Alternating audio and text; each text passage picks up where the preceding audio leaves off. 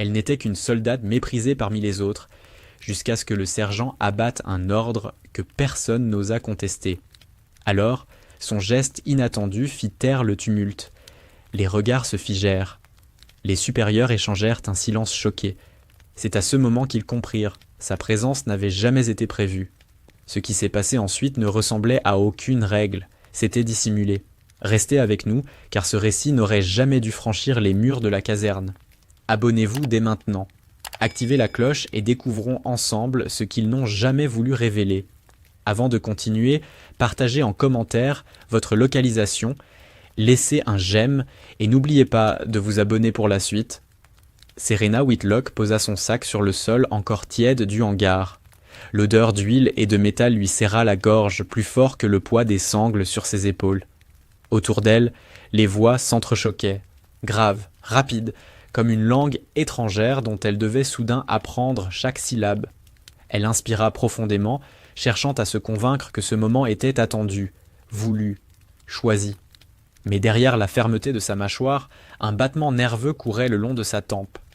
C'était le premier jour de sa nouvelle vie, et rien ne devait trahir le moindre doute. À 19 ans, elle avait quitté une petite ville poussiéreuse du Kansas, où l'horizon s'arrêtait sur les silos à grains et les champs de maïs.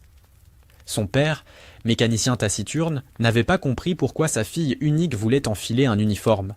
Sa mère, serveuse dans un diner aux banquettes rouges écaillées, avait simplement serré les lèvres, incapable de décider si c'était de la fierté ou de la peur qui lui brûlait les yeux.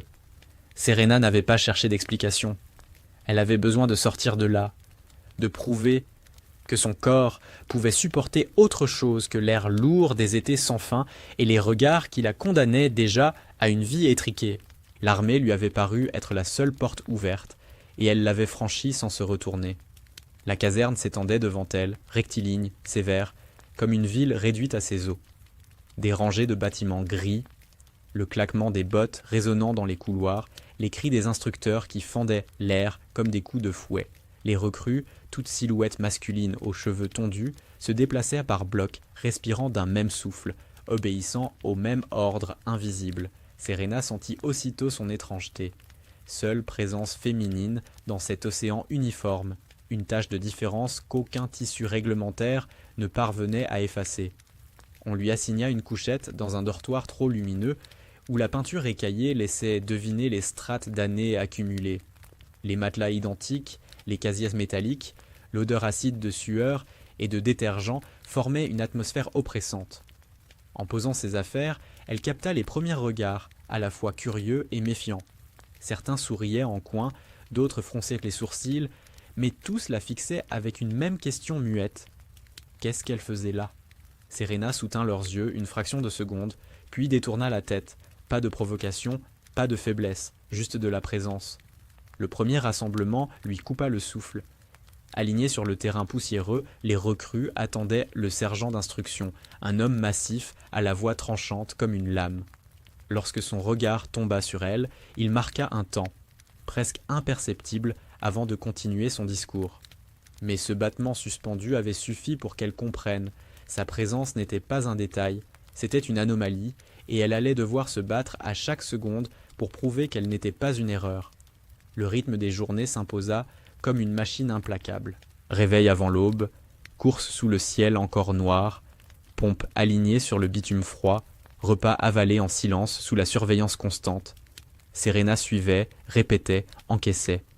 Ses muscles protestaient, mais elle tenait. Chaque geste devenait une réponse muette aux doutes que l'on projetait sur elle. Mais la solitude pesait.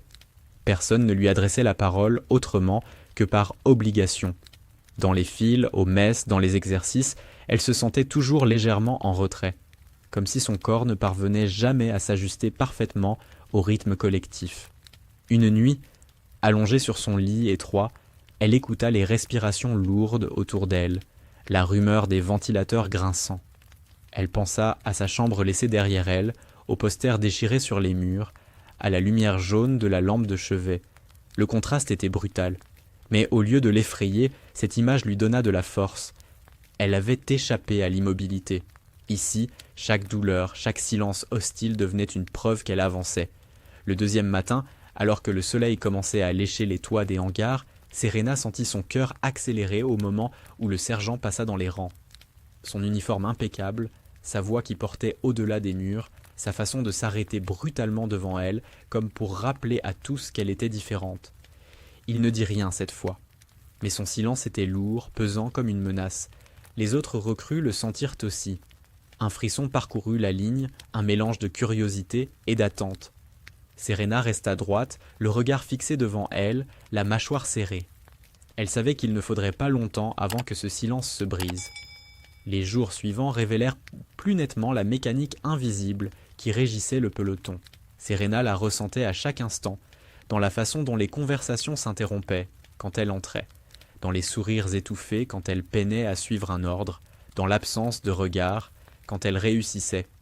C'était une solitude différente de celle qu'elle avait connue au Kansas. Ici, elle ne venait pas du vide, mais du poids des autres. Chaque homme autour d'elle semblait décidé à lui rappeler qu'elle était une intruse. Au centre de cette atmosphère se tenait le sergent Miller. Grand, carré d'épaules, la voix taillée pour se faire entendre au-dessus du fracas des moteurs, il incarnait la rigueur et l'autorité. Mais, dès le premier jour, son regard avait révélé une nuance supplémentaire, une méfiance froide, presque méprisante envers Serena. Il ne criait pas plus fort sur elle que sur les autres, pas encore, mais il la choisissait systématiquement pour les tâches les plus ingrates. Quand il fallait transporter des caisses pleines de munitions d'entraînement, il la désignait. Quand la cour devait être nettoyée sous la pluie battante, il l'appelait, toujours sans un mot de justification, comme si cela allait de soi. Les autres recrues regardaient, moitié amusés, moitié gênés. Certains ricanaient à voix basse, lançant des blagues étouffées. « Hé Whitlock, t'as oublié ton balai au Kansas !» Ou « Fais gaffe, dit le sergent, elle va repeindre la base toute seule. » Serena entendait, mais ne répondait pas. Elle se contentait de serrer les dents et de continuer, consciente que la moindre réplique serait interprétée comme un aveu de faiblesse. Elle avait compris qu'ici, la dignité ne se défendait pas par les mots, mais par la résistance silencieuse. Une après-midi, après une longue séance de tir, Miller annonça que le champ de tir devait être nettoyé de toutes les douilles. Les recrues gémirent discrètement, sachant que la tâche prendrait des heures. Serena n'eut même pas le temps de se préparer. « Whitlock, tu prends le secteur nord, seul.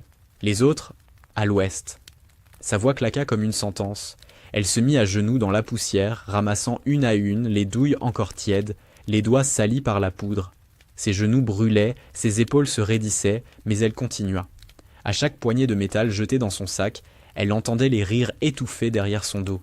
Personne ne vint l'aider. Quand elle termina enfin, les mains meurtries, le soleil s'était couché et la sueur lui collait à la nuque. Elle se leva, épuisée, et Miller la fixa sans un mot, avant de tourner les talons. Comme si son effort n'avait aucune valeur, comme si ce qu'elle venait d'accomplir était invisible. Le soir, au réfectoire, elle sentit les regards s'alourdir encore. Autour des tables, les recrues parlaient, fort, riaient, échangeaient des histoires de leur ville, de leur famille, de leurs petites amies. Serena mangeait en silence, concentrée sur son plateau. À un moment, un soldat blond au sourire narquois lança « Hé, Whitlock, t'es sûr que t'as pas raté ta vocation ? Je parie que les cuisines auraient bien besoin d'une fille comme toi. » Des rires éclatèrent. Elle leva les yeux, planta son regard dans le sien, puis baissa calmement la tête et reprit sa bouchée. Elle ne donnerait pas le plaisir d'une réaction. La nuit, quand les lumières s'éteignirent, Serena resta éveillée, les yeux fixés au plafond. Le vacarme des moqueries résonnait encore dans sa tête. Mais derrière cette colère sourde, il y avait une certitude. Si elle craquait, si elle cédait à la tentation de se défendre par des cris, elle leur donnerait raison. Alors elle se fit une promesse silencieuse. Chaque tâche imposée, chaque humiliation deviendrait une pierre sur laquelle elle bâtirait sa propre solidité. Le lendemain, Miller frappa plus fort. Après l'entraînement de course, il ordonna à Serena de rester sur la piste pour faire des tours supplémentaires, seule, pendant que les autres récupéraient à l'ombre. La chaleur était écrasante, son souffle brûlant, ses jambes lourdes comme du plomb. Mais elle continua, tour après tour, le visage fermé, le regard fixé sur la ligne blanche. Les recrues, assises sur le côté, la regardaient tourner, certains murmurant des paris sur combien de temps elle tiendrait. Elle finit par s'écrouler sur la ligne, haletante, le t-shirt trempé. mais sans jamais avoir quitté le rythme imposé. Miller s'approcha, la regarda d'en haut et dit simplement « Debout ». Elle se releva aussitôt, même si ses jambes tremblaient, et il partit sans félicitations, sans commentaires, comme si rien n'avait eu lieu. À mesure que les jours s'empilaient, Serena commença à distinguer une vérité brutale. Ici, personne n'allait l'accueillir à bras ouverts. Son existence même était perçue comme une provocation. Mais plus les humiliations s'accumulaient, plus elle sentait naître en elle une force étrange, une forme de calme obstiné. Elle n'avait pas besoin de gagner leur sympathie. Elle avait besoin de survivre, de tenir, d'avancer. Les semaines passèrent, usant les corps et aiguisant les tensions.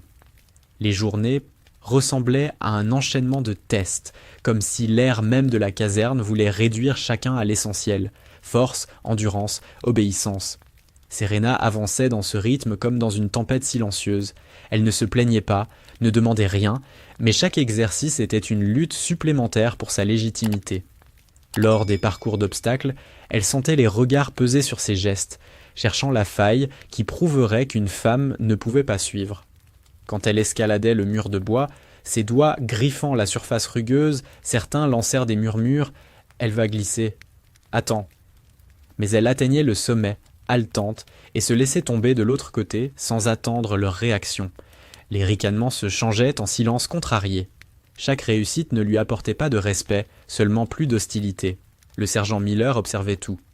Il ne se contentait plus de lui confier les corvées les plus lourdes. Désormais, il semblait chercher des occasions de la mettre en échec. Pendant une séance de tir, il la plaça en première position, l'obligeant à subir le poids du regard collectif. « Montre-nous si tu sais tenir une arme autrement que pour la photo », lança-t-il, d'une voix glaciale. Serena inspira lentement, bloqua ses mains sur la crosse et tira. Les balles trouvaient leur cible, nette, régulière. Quand la dernière cartouche résonna, le silence s'installa quelques secondes. Miller se contenta d'un grognement sec, puis ordonna aux autres de reprendre. Mais ses yeux avaient perdu un instant leur assurance. Cette performance, au lieu d'apaiser les tensions, les attisa. Dans le dortoir, des phrases lâchées à mi-voix circulaient. Elle essaie de se donner en spectacle. Elle veut nous ridiculiser. Ça ne durera pas. Serena n'y répondait pas. Elle se concentrait sur le pli de son uniforme, sur la cadence de ses pas, sur les muscles endoloris qui s'endurcissaient chaque jour. Elle savait que le moindre mot nourrirait leur rancune. Un soir, pendant un entraînement nocturne, Miller l'envoya en éclaireur sur un terrain boueux. « Montre-nous ta bravoure, Whitlock », dit-il, avec un sourire sec. Elle rampa dans la terre froide, la pluie fouettant son visage, ses mains couvertes de boue jusqu'aux poignets. Lorsqu'elle revint, trempée et épuisée, Miller annonça que l'exercice était terminé. Les autres avaient d'observer sans bouger.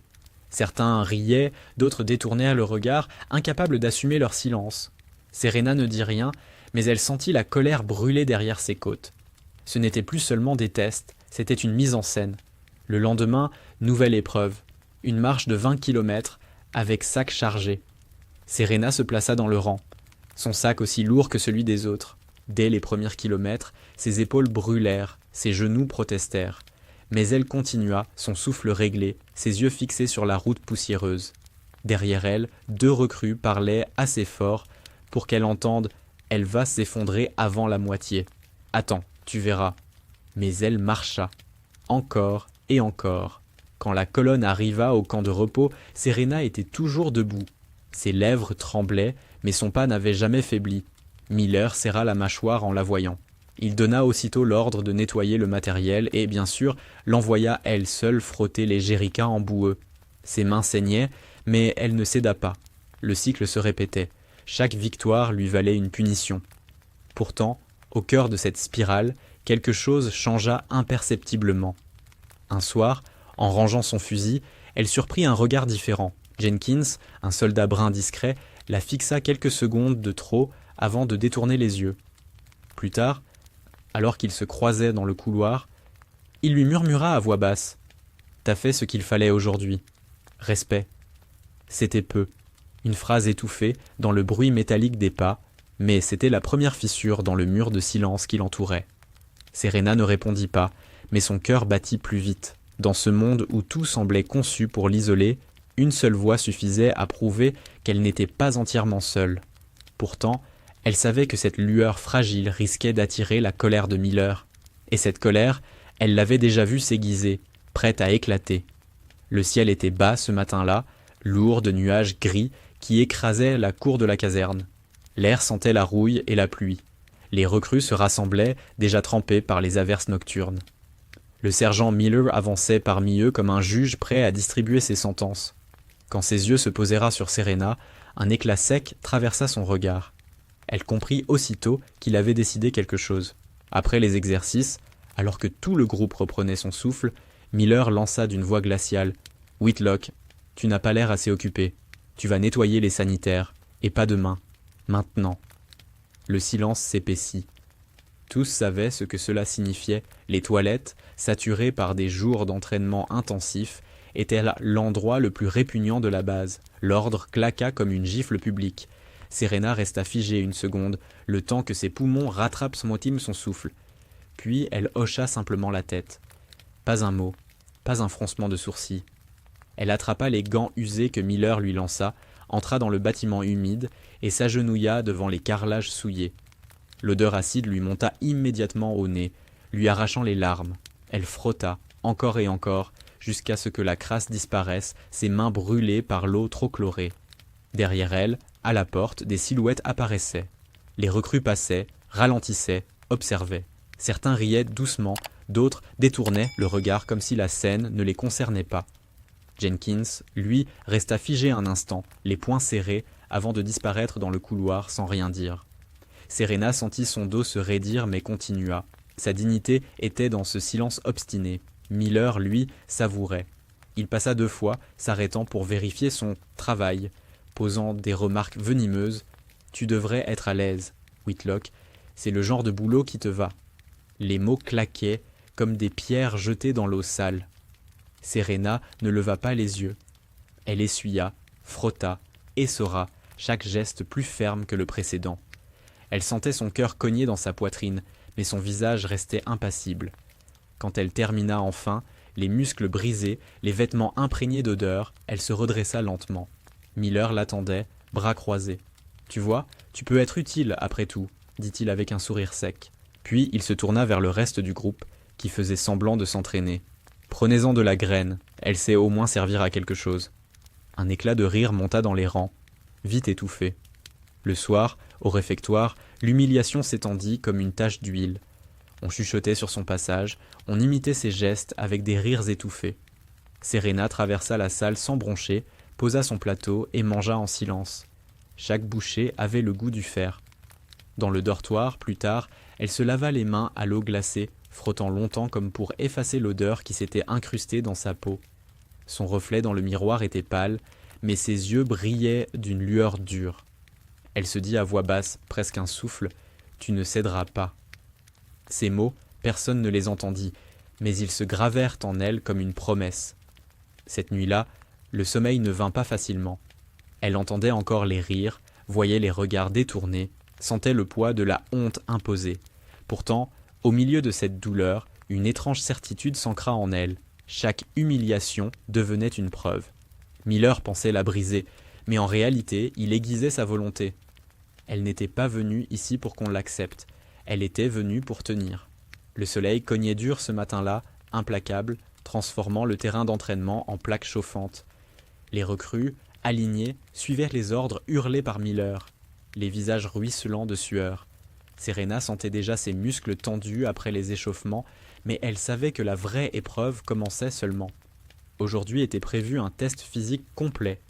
Course, traction, port de charge, tout ce qui séparait les faibles des solides. Le sergent faisait les 100 pas devant le groupe, son regard s'arrêtant souvent sur Serena comme sur une cible. « Aujourd'hui, pas de triche, pas d'excuses, » lança-t-il. « Celui qui échoue, il rentre en rampant. Compris ?» Le chœur des voix répondit d'un seul souffle. Serena suivit, sans un mot. La première épreuve fut la course. 10 kilomètres sous la chaleur, le sac chargé de pierres pour simuler l'équipement. Dès les premiers mètres, les blagues fusèrent. « Whitlock, tu veux qu'on t'allège ton sac ?»« Faut pas qu'elle s'effondre, on a encore la suite à faire. » Elle ne répondit pas.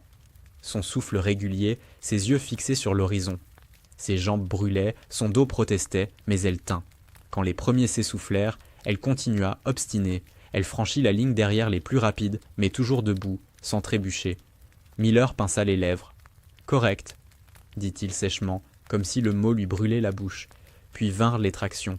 Les hommes se hissaient à la barre, muscles gonflés, visage rouge, et descendaient avec des grognements. Quand Serena s'approcha, le silence se fit. Miller croisa les bras, attendant l'échec. Elle sauta, agrippa la barre et commença. 1, 2, 3, ses bras tremblaient, son souffle se brisait, mais elle continua. À la 10e traction, ses doigts glissaient déjà de sueur, mais elle serra plus fort. Elle atteignit la 12e avant de lâcher, tombant sur ses pieds. Derrière elle, des murmures incrédules parcoururent les rangs. Certains avaient abandonné à 8. Pas mal, pour toi, lâcha Miller. Le ton ironique ne masquait pas complètement la tension dans ses yeux. L'après-midi, le groupe fut conduit sur le champ de port de charge. Il fallait transporter des caisses de métal de 50 kilos sur plusieurs dizaines de mètres. Les recrues grognaient, pestaient, mais avançaient. Quand Serena se pencha pour saisir sa caisse, ses mains tremblèrent un instant. Le poids écrasa ses épaules, la fit chanceler, mais elle serra les dents. Pas question de céder. Elle marcha, pas après pas, le souffle haché, les bras en feu. À mi-parcours, elle faillit fléchir, mais croisa le regard de Jenkins, qui la suivait du coin de l'œil. Un bref hochement de tête, presque imperceptible. Elle continua, et posa la caisse de l'autre côté, le visage pâle mais intact. Cette fois, les murmures furent différents. Pas de rire, pas seulement des moqueries, de l'étonnement, parfois même une lueur de respect étouffée. Miller, lui, resta impassible. Il ordonna simplement le retour au rang, mais son regard brûlait d'une colère muette. Plus tard, alors que les recrues se reposaient à l'ombre, Jenkins s'approcha discrètement de Serena. Il parla si bas qu'elle dut tendre l'oreille pour entendre « T'as cloué le bec à plus d'un, aujourd'hui. » Elle ne répondit pas tout de suite. Elle avala une gorgée d'eau, essuya son front et dit seulement « J'ai fait ce que j'avais à faire. » Jenkins esquissa un sourire bref, puis s'éloigna. Serena sentit quelque chose changer, une fissure minuscule dans le mur d'hostilité qui l'entourait. Mais elle savait aussi que chaque victoire la rapprochait d'une confrontation inévitable. Miller ne laisserait pas passer. Il cherchait déjà la prochaine occasion de la battre, et elle le lisait dans la dureté de ses yeux. Ce soir-là, en rangeant ses affaires dans le dortoir, Serena sentit la fatigue s'abattre sur elle comme un poids de fer. Son corps était meurtri, ses mains couvertes d'ampoules, mais son esprit restait clair. Elle avait franchi un cap, elle avait montré qu'elle pouvait tenir, pas seulement survivre, et désormais, personne, pas même Miller, ne pouvait l'ignorer. La chaleur s'était adoucie ce jour-là, remplacée par un vent sec qui balayait la cour. Pourtant, l'atmosphère pesait plus lourd que jamais.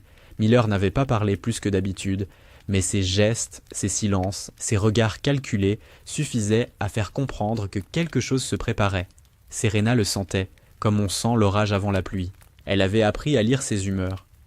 Plus il se taisait, plus la menace était proche. L'entraînement s'acheva plus tôt que prévu. Les recrues s'étaient bien dispersées dans le bâtiment principal, éreintées par une matinée de manœuvres.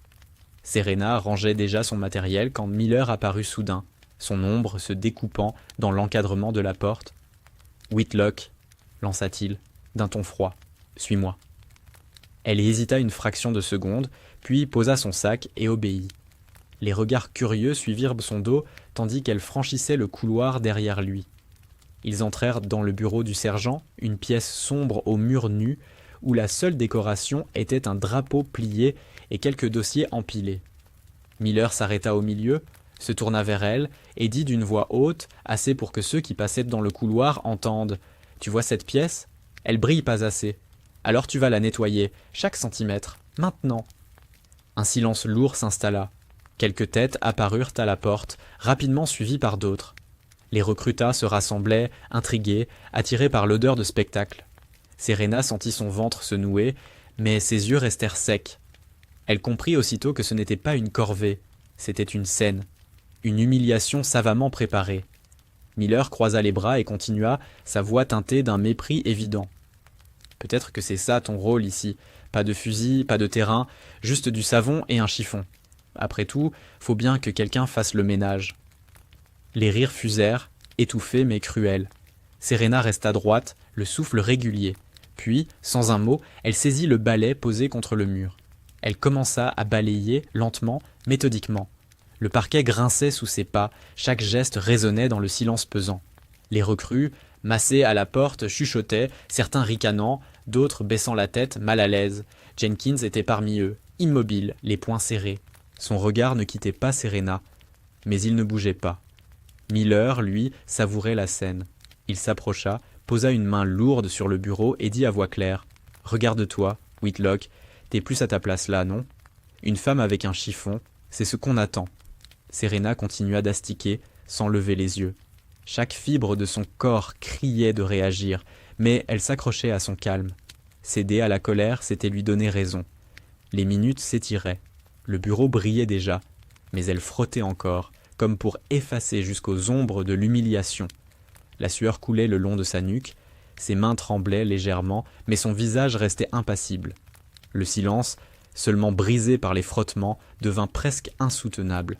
Alors Miller éclata d'un rire sec. « Voilà, ça c'est ton uniforme, pas ce treillis. » Les recrues rirent à leur tour, certaines plus fort que d'autres à contre-cœur, prisonniers de l'autorité du sergent. Serena redressa lentement le dos, posa le chiffon et fixa un instant le sol. Ses lèvres tremblaient, mais aucun mot n'en sortit. Dans l'air, quelque chose bascula. Ce n'était pas la colère qui montait en elle, mais une résolution glaciale. Elle savait qu'il ne s'arrêterait pas. Elle savait aussi que chaque seconde la rapprochait de l'instant où l'équilibre se briserait.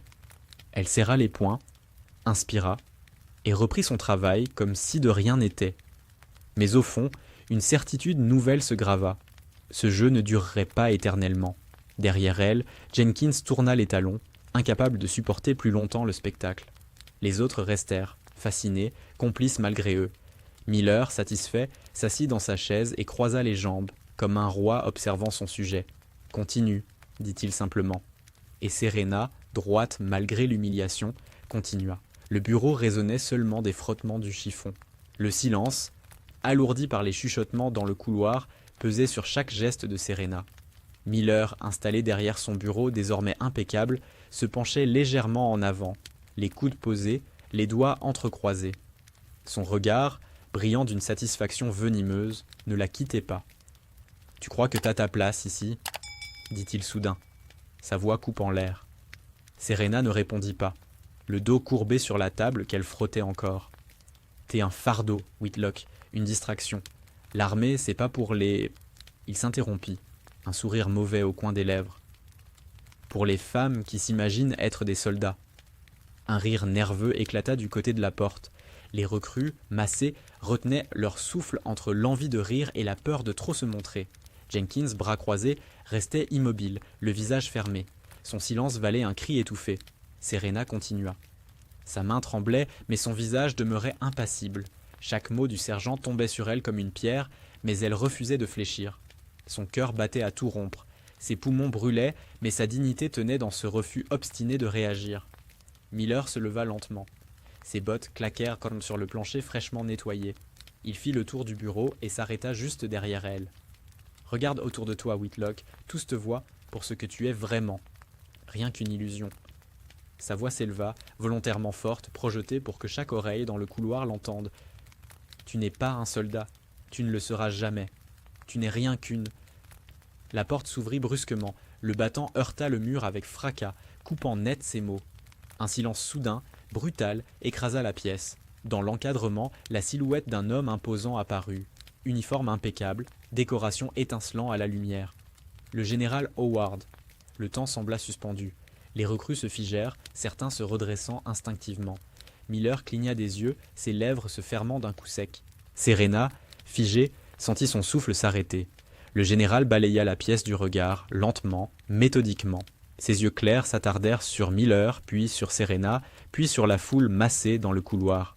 « Qu'est-ce que c'est que ça ?» Sa voix, basse mais tranchante, couvrit tout. Un ton calme, mais si chargé d'autorité que même le silence parut reculer.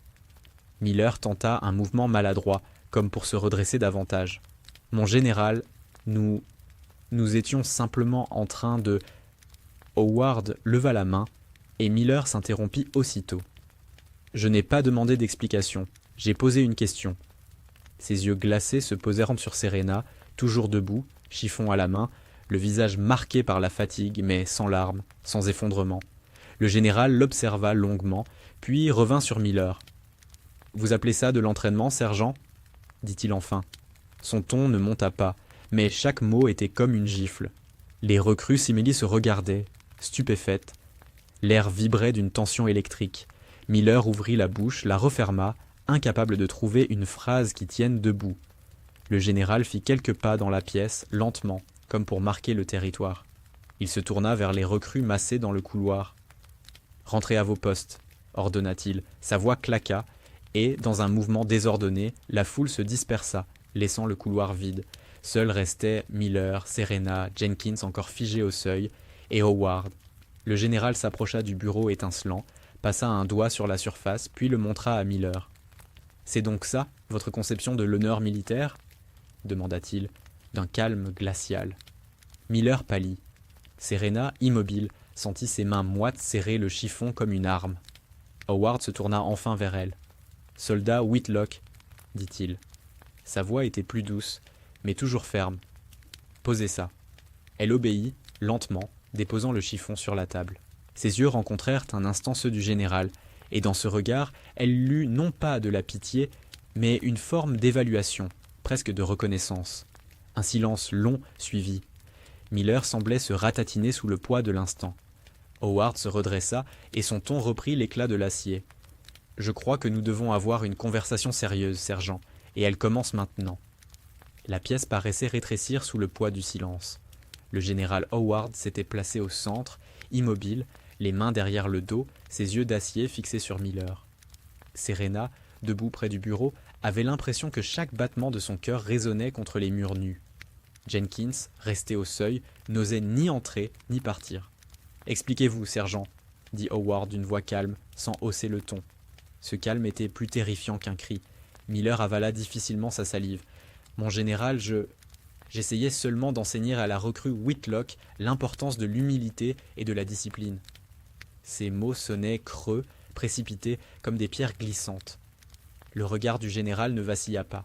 « En lui faisant nettoyer votre bureau devant toute une section ?» demanda-t-il. Le silence qui suivit était une lame. Miller chercha une échappatoire. « C'était un exercice symbolique, mon général, pour rappeler que personne n'est au-dessus des corvées. » Un sourire bref, glacé, traversa le visage de Howard.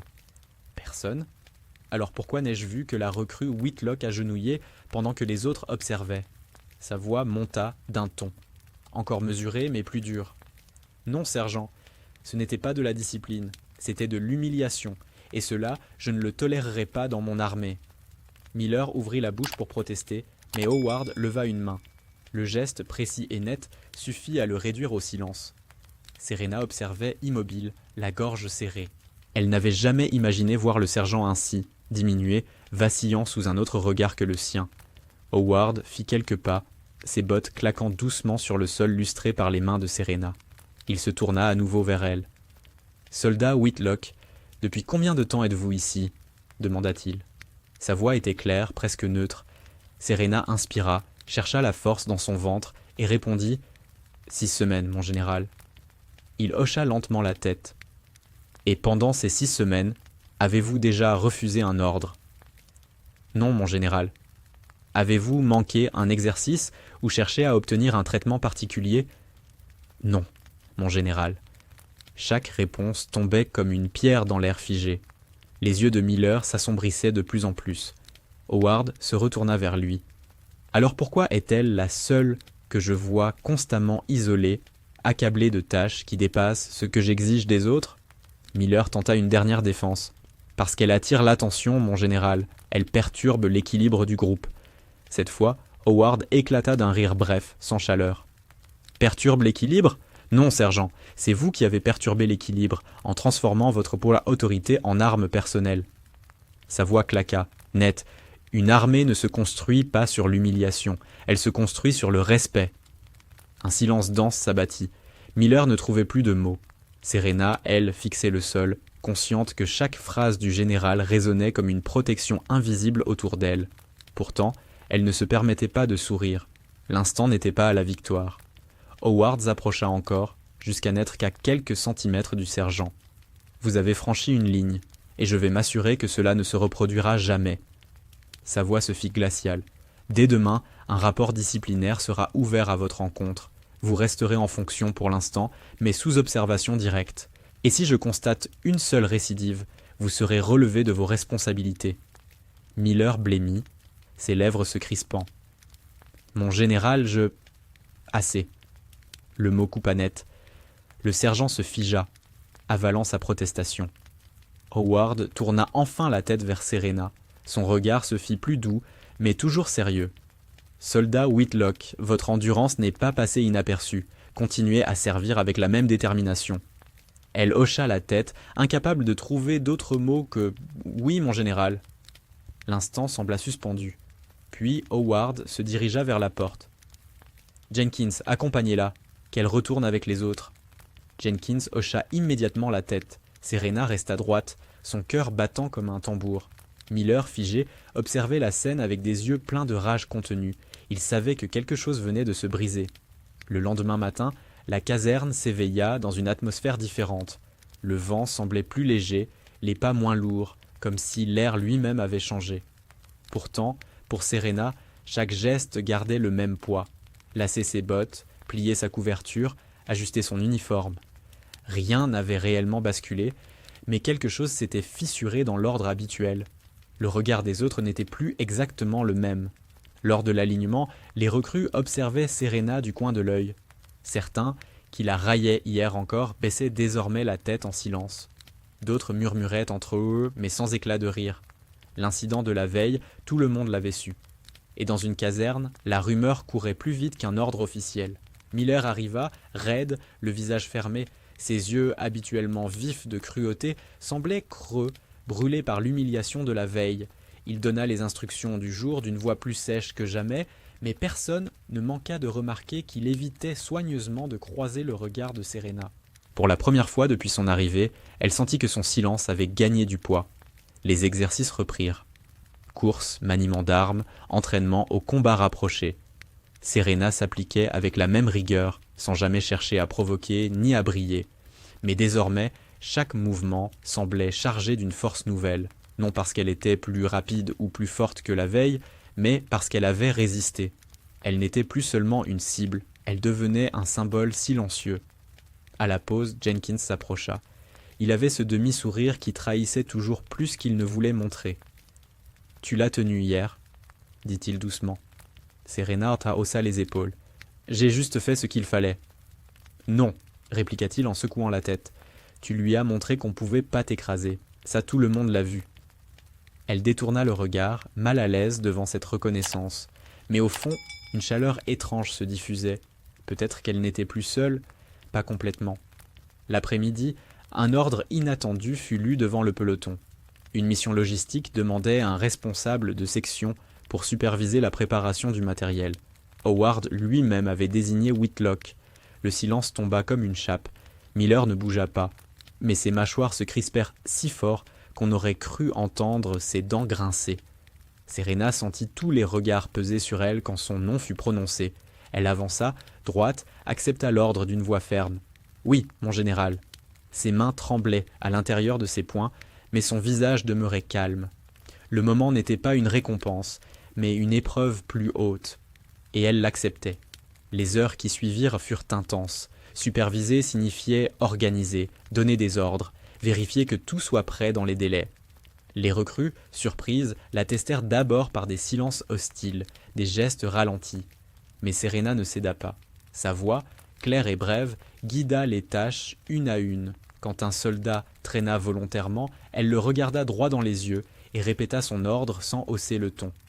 Lentement, les résistances tombèrent. Le matériel fut prêt à l'heure. Quand Howard inspecta le travail, il hocha simplement la tête. « Correct, » dit-il.